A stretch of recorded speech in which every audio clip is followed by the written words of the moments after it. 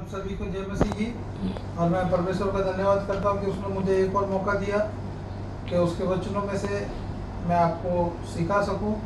और जैसा कि हम जानते हैं मसीह जीवन के अंदर ये 2-3 हमारे क्वेश्चन टाइप का रहता है, उसके बारे में मैं आज आपको बताना चाहता हूँ। एक तो कनानी स्त्री का कि प्रभु कहते हैं अपने बच्चों की रोटी कुत्तों के सामने डालना क्या उचित है, एक वो विषय। दूसरा, यीशु मसीह कब्र में जाने के बाद 3 दिन कहाँ गए, वो विषय। और तीसरा, वो मरियम को तो कहते हैं अभी तू मुझे छू मत, अभी तक मैं अपने बाप के पास नहीं गया हूँ। तो इन 3 विषयों में आज मैं प्रभु के वचनों के द्वारा थोड़ा प्रकाश डालना चाहता हूँ। आइए सबसे पहले हम पढ़ेंगे मत्ती की पुस्तक, उसका 15 अध्याय, उसकी 26वीं आयत। वहाँ पर क्या लिखा है मैं आप लोगों के लिए पढ़ता हूँ। मत्ती की पुस्तक, उसका 15वां अध्याय, उसकी 26वीं आयत। वहाँ पर कुछ इस प्रकार से लिखा है, उसने उत्तर दिया, लड़कों की रोटी लेकर कुत्ते के आगे डालना अच्छा नहीं। मैं आपसे वचन में जाने से पहले आइए हम अपने सरों को झुकाएंगे और छोटी सी प्रार्थना करेंगे। पिता परमेश्वर, धन्यवाद देते हैं आज की सुबह के लिए। परमेश्वर, पिछले दिनों में तूने हमारे को संभाल के रखा इस महामारी में के समय में प्रभु। और प्रभु विशेष प्रार्थना करता हूँ मैं अपने लिए, प्रभु मेरी जीभ को स्पर्श कर, मेरी ज्ञान बुद्धि को और खोल परमेश्वर, ताकि तेरे वचनों को मैं लोगों को समझा सकूँ और वो अच्छी तरह तेरे वचनों को समझ सकें।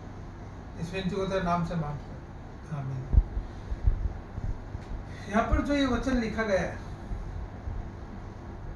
किस संदर्भ में लिखा गया है? मैं आपको एक बात पूछना चाहता हूँ कि जब प्रभु यीशु मसीह ये वाक्य कह रहे थे, उस वक्त क्या ये भाषा थी? वो दूसरी भाषा में बता रहे थे। वो उस भाषा में, यूनानी भाषा में बोल रहे थे कि उस भाषा को चेले भी समझ गए थे और ये स्त्री भी समझ गई थी। इस जो पूरा पैराग्राफ है, इसमें प्रभु यीशु मसीह 2-3 बातों पर हमारा ध्यान खींचना चाहता है। जैसा कि इसका हेडिंग है, कनानी जाति की स्त्री का विश्वास। प्रभु यीशु मसीह उस स्त्री का विश्वास को भी चेक कर रहे थे, जो कि हम लोग, हमारे धर्म सेवक है, जो पादरी साहब है, वो सब इस बातों में हमारे को पुलपिट से चर्च के अंदर वचन देते हैं। और मैं आज आपका ध्यान दूसरी तरफ खींचना चाहता हूँ। प्रभु यीशु मसीह को ये वाक्य बोलने की जरूरत क्यों पड़ी? क्योंकि उस समय में यरूशलेम के ऊपर असीरिय लोगों का राज्य था। यरूशलेम बंधुआई में चला गया था। असीरी और बेबीलोन के राजा यहाँ पर आकर बस गए थे।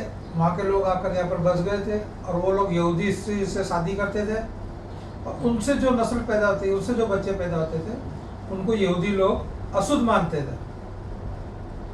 उनको वो शुद्ध नहीं मानते थे, उनको वो अशुद्ध कहते थे। और एक प्रकार से उनको ये उपमा दी गई थी।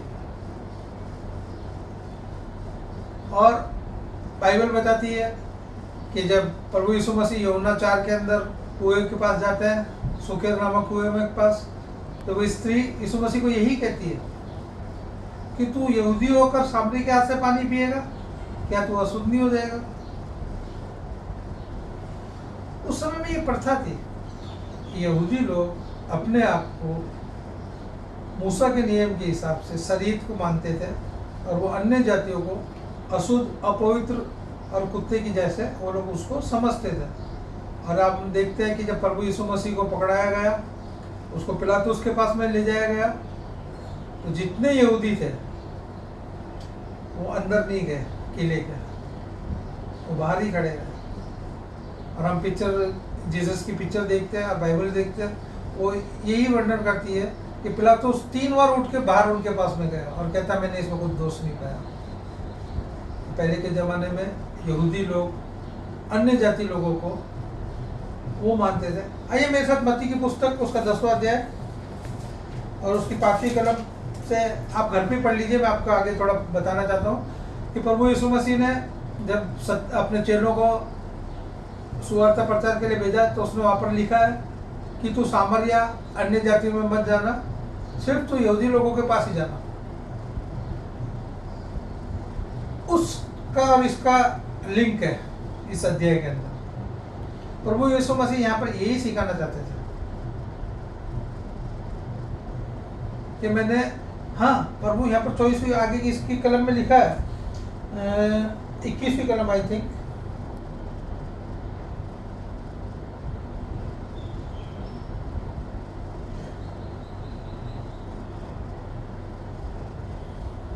वहां पर ऐसा लिखा है कि हाँ, ये 24वीं कलम, उसने उत्तर दिया, इस्राएल के घराने की खोई हुई भेड़ों को छोड़ मैं किसी और के पास नहीं भेजा गया।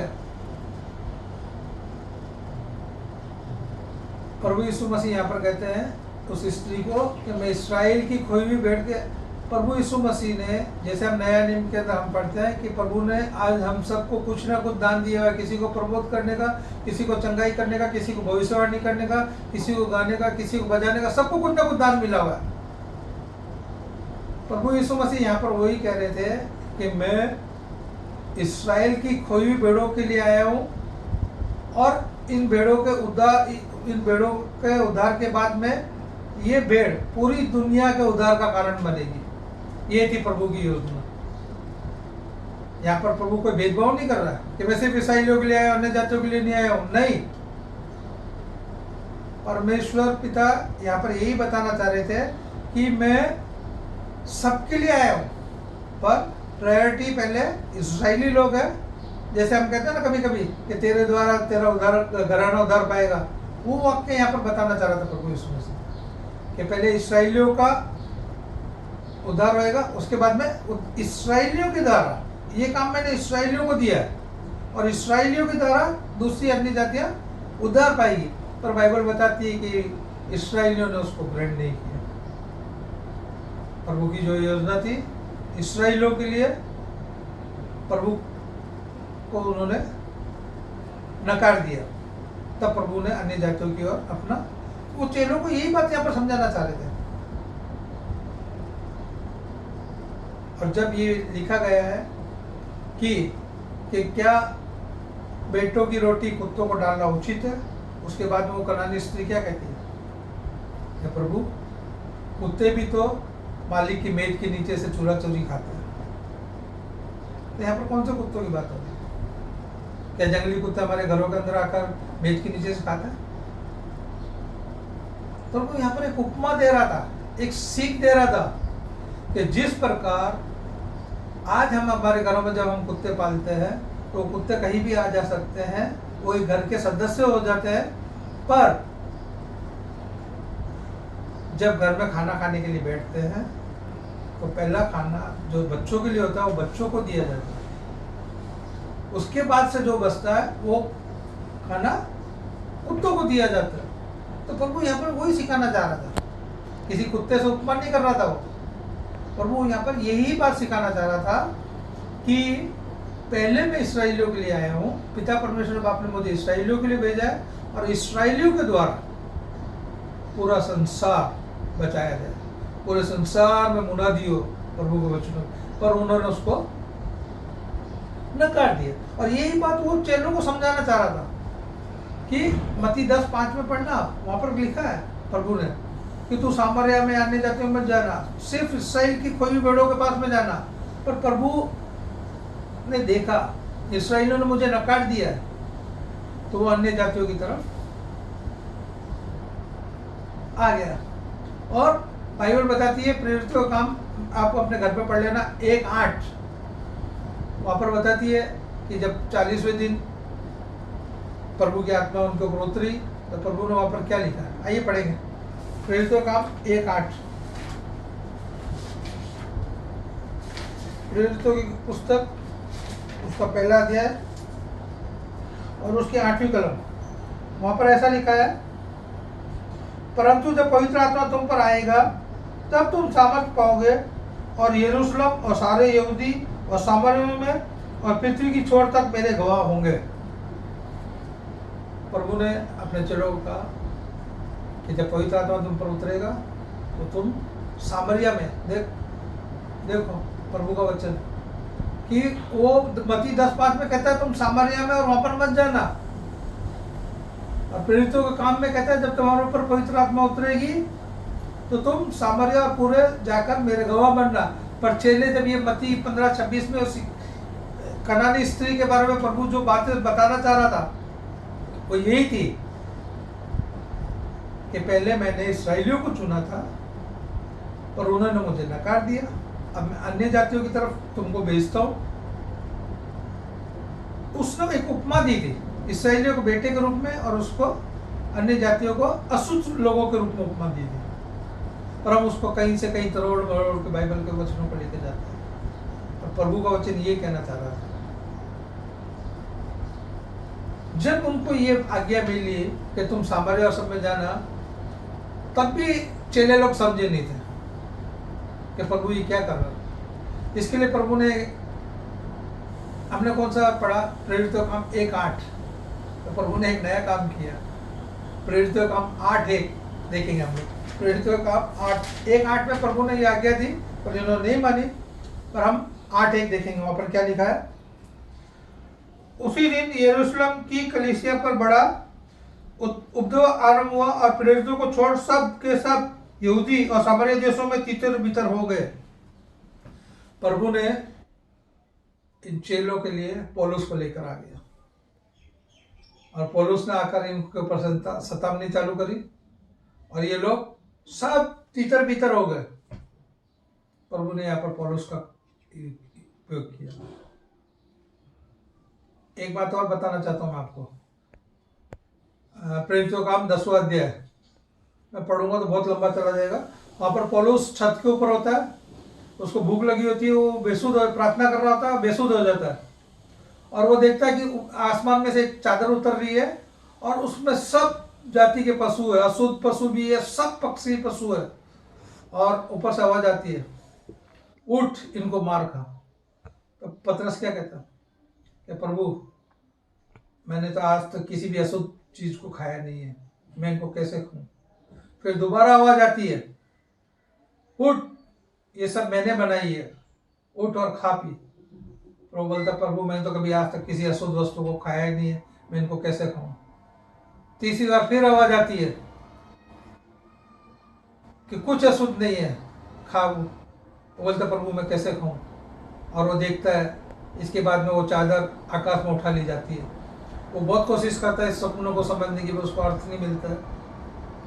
और जब ये सोच ही रहा था इसके सपने का, तो कुरलोनिस के आदमी जिनको प्रभु ने बोला था कि वहां पर जाओ तुमको पतरस मिलेगा, उसको अपने घर में लेकर आना, और वो पतरस को अपने घर में लेकर आते हैं। और पतरस उनको जब संदेश दे रहा होता है, उसी समय प्रभु का आत्मा उन सब के ऊपर उतरता है और वो अन्य भाषा के अंदर बोलने लगते हैं। तब पतरस की आंखें खुल जाती है, और पतरस उस जो सपनों उसको दिखा था वो समझ जाता है कि प्रभु ने सिर्फ हमको ही नहीं, इस्राएलियों को ही नहीं, यहूदियों को ही नहीं, अन्य लोगों को भी ये दान दिया है। और उसके बाद से वो लोग सब इधर उधर प्रचार करने लगे। मेरे भाइयों और बहनों, मैं आपको यही कहना चाहता हूँ कि प्रभु ने वहां पर कुत्ते से सिर्फ उपमा देखकर बात करी है। वो एक दृष्टांत समझाना चाह रहा था। क्या जिस टाइम में प्रभु यीशु मसीह ने यूनानी के अंदर कहा था, तो क्या हिंदी और इंग्लिश चलती थी? क्या वहां पर कुत्ता शब्द यूज किया था उसने?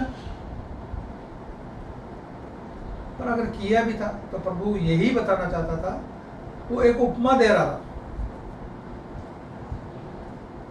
कि तुम जैसे पालतू कुत्ता रहता है, हम उसकी रोटी अपने बच्चों को खाने के बाद में ही देते हैं, उसी प्रकार मैं इसराइलियों के लिए आया था और उसके बाद में मैं अन्य जातियों के लिए आया हूँ।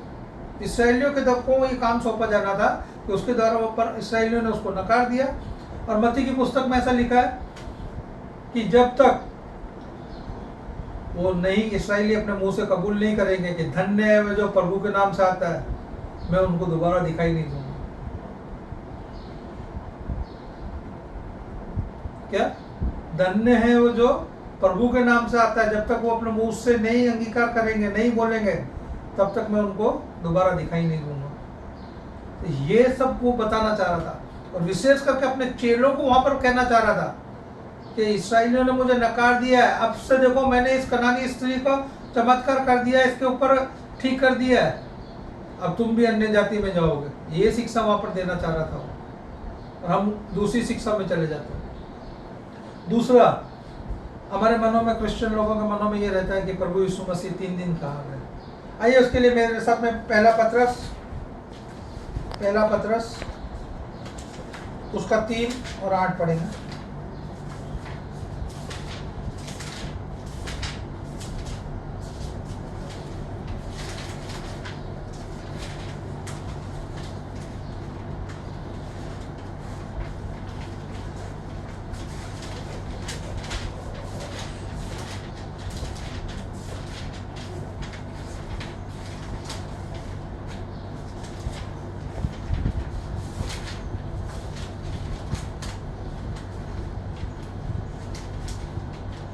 पहला पत्रस उसका 3रा अध्याय उसकी 18-19 कल मैं आपके लिए आयत पढ़ता हूँ आपके लिए।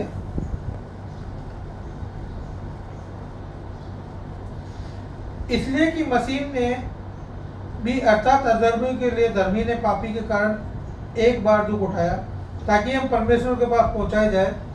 वह शरीर के भाव से तो घात किया गया पर आत्मा के भाव से जिलाया गया।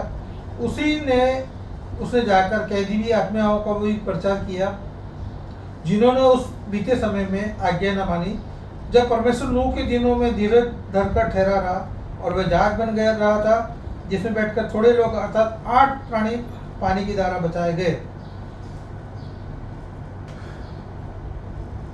इफिसियों 4:8 से लेकर 10 तक में भी यही बताया। विशेष करके 3 जब बताती है कि प्रभु यीशु मसीह शरीर के रूप में जब मर गया, शरीर के रूप में घात किया गया, तो परमेश्वर ने उसको रूह के रूप में जिंदा कर कर कैदी आत्माओं को, जो आत्माएं कैद में थी, उनको बचाने के लिए प्रभु यीशु मसीह ने उनको जमीन के नीचे वो गए। और बाइबल हमारे को बताती है कि जब हम पढ़ते हैं कि यीशु मसीह को जब उसने कहा पूरा हुआ और अपने प्राण पिता के हाथों में सौंप दिए, तो वहाँ पर बहुत से आश्चर्य क्रम बाइबल बताती है चट्टानें चट्टानों के बीच में तराड़ आ गई, कब्रें खुल गई, अपना मंदिर का पर्दा ऊपर से नीचे तक 2 टुकड़ों में बट गया। वहाँ पर ये बताता है कि कब्रें खुल गई, पर वहाँ पर ये नहीं वर्णन किया है कि लोग वहाँ उसमें से बाहर आ गए, क्योंकि जिंदा होने का पहलौठा का अधिकार हमारे प्रभु यीशु मसीह को दिया गया है। और जब प्रभु यीशु मसीह ईस्टर के दिन, रिजेक्शन डे के दिन जीवित हो गए और वो जब कब्र से बाहर आए, उसके बाद में बहुत से पवित्र लोग यरूशलेम नगर के अंदर दिखाई दिए और लोगों ने उनको पहचाना। ये बाइबल बताती है, मेरा वर्णन नहीं है। ये हमारे बहुत से लोगों के मन में ये दुविधा रहती है कि प्रभु यीशु मसीह ने क्या किया ये 3 दिन में।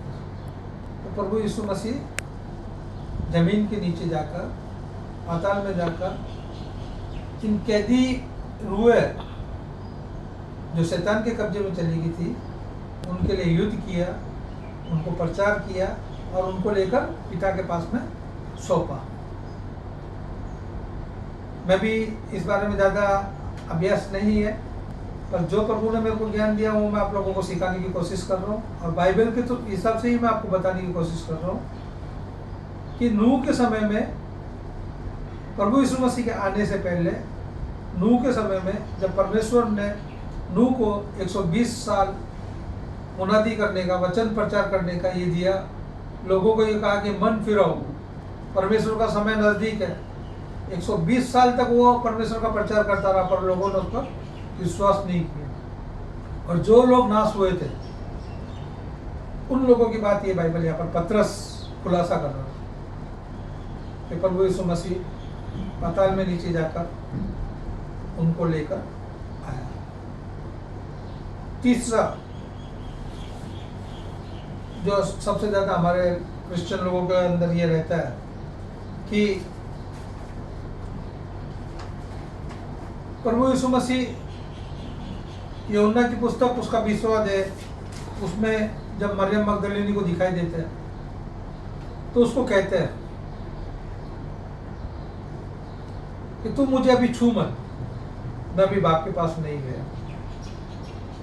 और बाद में जब वो प्रेरितों को मिलते हैं, चेलों को मिलते हैं, तो थोमा को कहते हैं तो तू मुझे छू कर दे।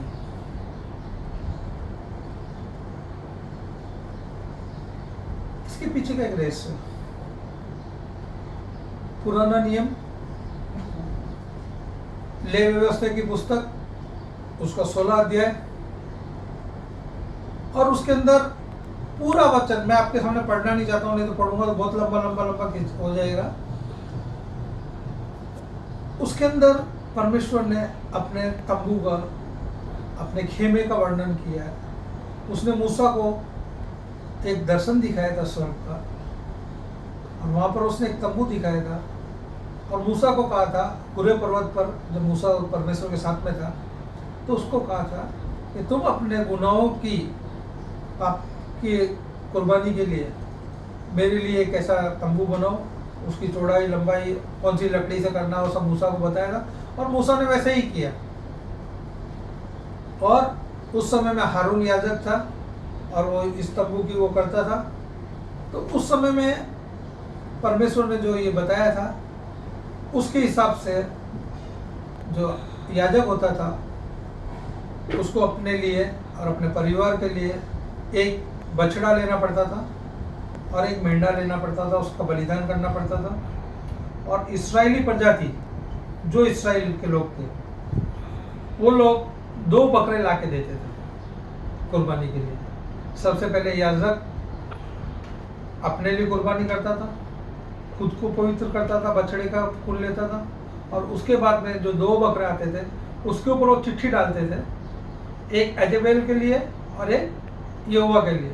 जो यहोवा के लिए निकलती थी उस बछड़े को याजक लेता था, उसकी कुर्बानी करता था, उसका खून लेता था, और वो पवित्र स्थान में जाता था। और उस टाइम में ऐसा था कि अगर कोई भी जानवर अशुद्ध है, ये याजक की जिंदगी के कारण वो अशुद्ध है, तो वो वापस बाहर नहीं आता था। उस समय में ऐसा था कि वो याजक की कमर पर एक रस्सी बांध के बेचते थे कि अगर याजक मर जाए तो उसको रस्सी से खींच के बाहर निकाला जाए। तो उस समय में जो अशुद्ध रीति से उसमें जाता था या अशुद्ध प्राणी की बलि करके जाता था, तो ऐसा बनाव बनता था। तो जो याजक खून लेकर जाता था वो संदूक के ऊपर जाकर छिड़कता था, और जब वो बाहर आता था तो जो बकरा गुनाहों की माफी के लिए था, जिस व्यक्ति को उसने ठहराया होता था, वो लेकर उस बकरे, वो याजक वो उसके सर पर हाथ रखता था और वो बकरे को जंगल में बियामीन में छोड़ देते थे और वो बकरा चला जाता था। और जब याजक बाहर आता था तो उस टाइम इस्राएली लोग फसह का त्यौहार मनाते थे कि हमारे पूरे साल के गुनाह माफ हो गए। प्रभु ने हमारे पूरे साल के गुनाह माफ कर दिए। पर नया नियम क्या सिखाता है? आइए इब्रानी की पुस्तक मेरे साथ में खोलेंगे। इब्रानी की पुस्तक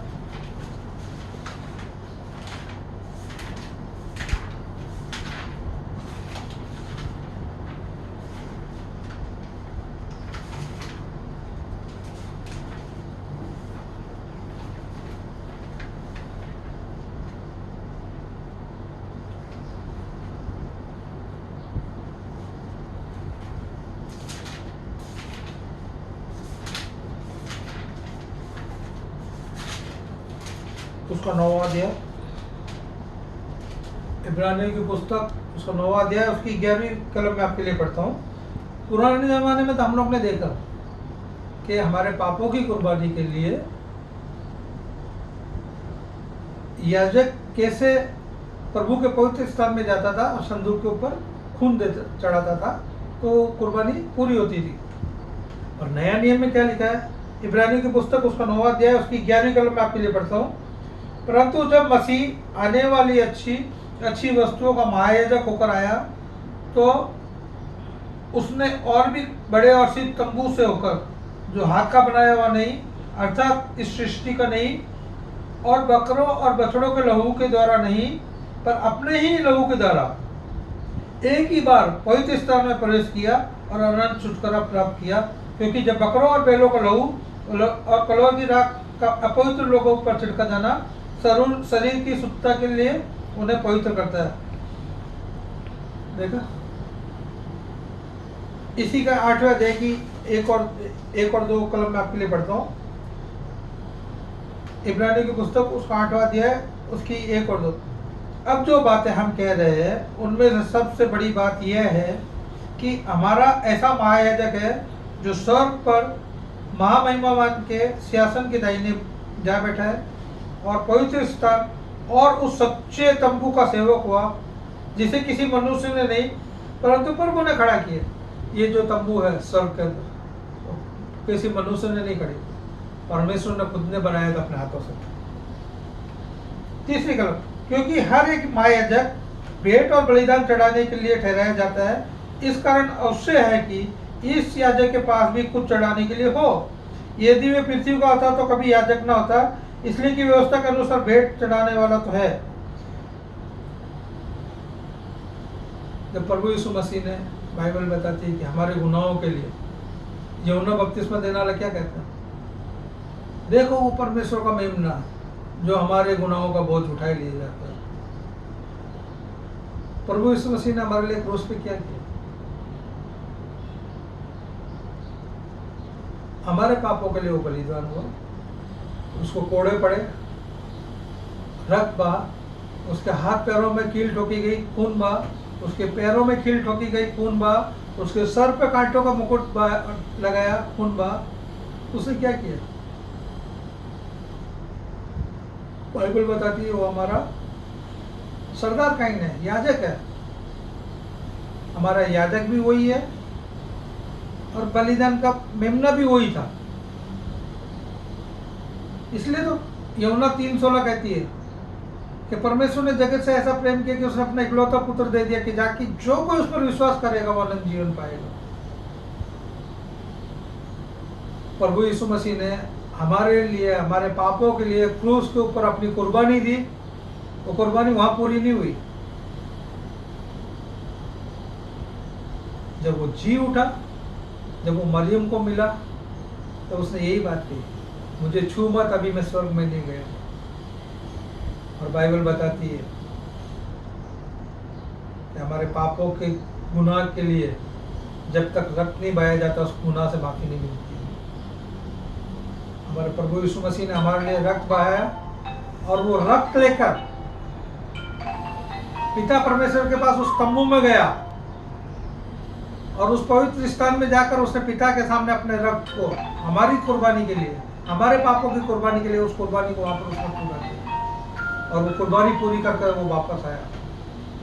जब तक वो कुर्बानी उसने पूरी नहीं की थी, उसने मरियम को यही बात कही कि तू अभी मुझे छू मत, अभी मैं पिता के पास नहीं गया हूँ।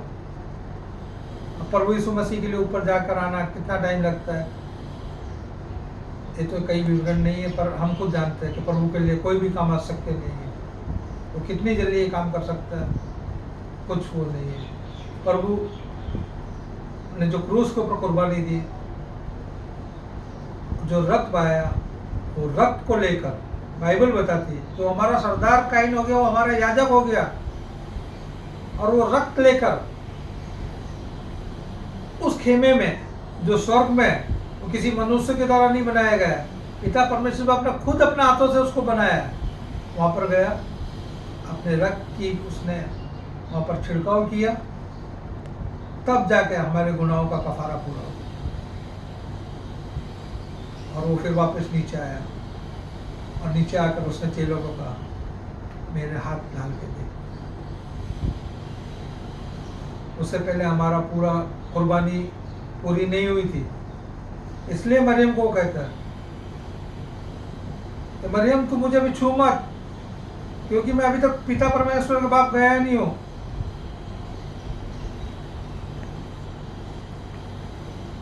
मैं वो कुर्बानी परमेश्वर के सामने जाकर अर्पण नहीं करी है, अपना रक्त वहां पर नहीं छिड़का पवित्र स्थान में। वो बताना चाहता है, इसके लिए वो मरियम को कहता है कि मैं अभी तक ऊपर गया नहीं। और जब वो जाकर पवित्र स्थान में जाकर वापस आया, तब हमारी कुर्बानी, तब हमारे पापों की निजात हमें मिली। ये 2-3 ही कंक्लूजन हमारे जीवनों में रहते हैं कि क्यों ऐसा लिखा है। तो प्रभु ने आज अपने वचनों के द्वारा हमें समझाने की कोशिश की है। रोमियो 8:1-4 आप अपने घर में पढ़ना, उसमें भी यही बताया है। रोमियो की पुस्तक 8वां अध्याय उसका 1-4 कि वो अपना लहू, भेड़ बकरों का लहू लेकर नहीं, अपना लहू लेकर पवित्र स्थान में गया और वहां पर जाकर उसने छिड़काव किया पवित्र स्थान में। तब जाकर हमारे जो बोलते हैं कि हमारे गुनाहों की कुर्बानी वहां जाकर पूरी हुई। इसलिए वो मरियम को कहता तुम मुझे अभी छू मत। मरियम कोई अशुद्ध नहीं थी, मरियम कोई पापी नहीं थी, और हमारे पिता परमेश्वर प्रभु यीशु मसीह ने कार्य जो था, जैसे पुराना नियम में परमेश्वर ने हमारे पापों के लिए जो उसने वो बनाया था शेड्यूल कि ऐसे ऐसा करना है, जब तक सरदार याजक वापस नहीं आ जाता था खेमे में से, तब तक इस्राएली लोग फसह का पर्व नहीं मनाते थे। और जब वो बाहर आ जाता था तब वो कहते थे हाँ हमारे गुनाह 1 साल के लिए वही की वही सेम पद्धति प्रभु यीशु मसीह के नए नियम में कुर्बानी हुई है। इसलिए वो प्रभु मरियम को कहते हैं तो अभी मुझे छू मत, मैं बाप के पास नहीं गया, मैंने अपना कफारा भी वहां पर दिया नहीं है। कनानी स्त्री का विश्वास प्रभु चेक करना चाहते थे और प्रभु बताना चाहते थे कि जो काम मैंने इस्राएलियों को दिया है उन्होंने उसको अयोग्य ठहरा दिया। प्रभु चाहते थे कि इस्राएली मुझे ग्रहण करे और इस्राएल के घराने के द्वारा पूरा संसार उद्धार पावे, और उन्होंने उसको ठुकरा दिया। तो प्रभु कहता ठीक है, मैं मेरी योजना में अन्य जातियों को लिया था। इसके लिए वो वहां पर वो उपमा दे रहे थे कि बच्चों की रोटी कुत्तों के आगे डालना क्या उचित है। और जब वो कहती है कि कुत्ते भी तो तेरी मेज में से ही खाते हैं, तो प्रभु कहता है जा, तेरे विश्वास ने तेरी बेटी को चलवा दिया। क्या आज वो विश्वास हमारे अंदर है? मैं एक बात सोच रहा था कि जब इस स्त्री ने प्रभु को संबोधन किया तो उसने क्या कहा, हे दाऊद की संतान मुझ पर दया कर। वैसे ही वो अंधे भी, मत्ती 11:18 के अंदर है, वो 2 अंधे जोर जोर से चिल्लाते थे, हे दाऊद की संतान हम पर रहम कर, हे दाऊद की संतान हम पर रहम कर। वो 12 वर्ष से खून बहने वाली स्त्री जिसने यीशु को छुआ और चंगा हो गया। मैं आज आपसे एक बात कहना चाहता हूं,